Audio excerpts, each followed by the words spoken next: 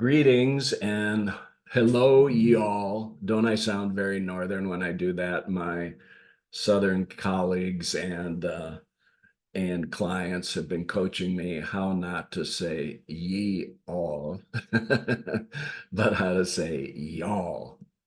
So, greetings, y'all. Um, I like the expression, by the way.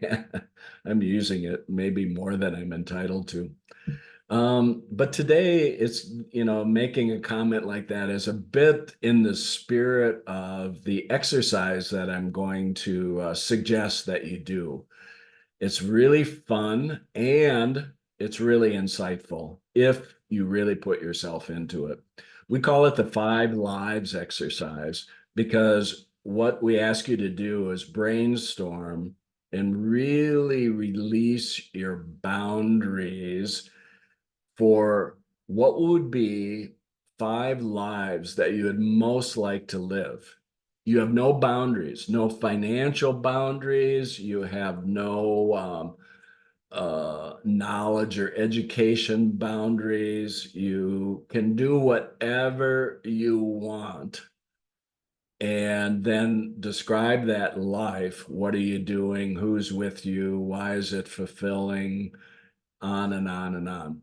And then once you do that, step back from it and go, what is this saying? It's kind of like a Rorschach ink blot. What is this saying to me about what's important, about who I am, about a part of me that I want to release and bring out, or an area I'd love to learn, or it may be about a different lifestyle and pace that you really need.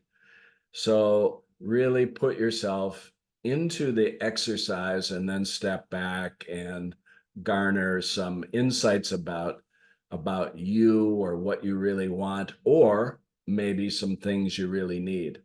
And then from there, you want to use it in a couple ways. One is, how do I bring this back to my life now to enhance it, improve it, maybe enrich it? Maybe some of these activities are not that far out. Maybe they're an activity versus a whole life that I could bring in, but make it relevant after you do the big brainstorm because there's something in you that's seeking expression. So come back, pull that in, and analyze it. A while ago, I did this with a group of aspiring executives and the CEO of the company. And that person shared their 5 lives, and it was very insightful for the team. And then the group that was going through this enterprise leadership experience shared theirs. And then you should see the eyes of listeners, of people that know them well, how shocked they are. What was uh, what was hiding beneath the surface, but really wanting to come out. And they would describe these lives, in a very beautiful way. So one day the CEO, he had done many of these with me, with, groups.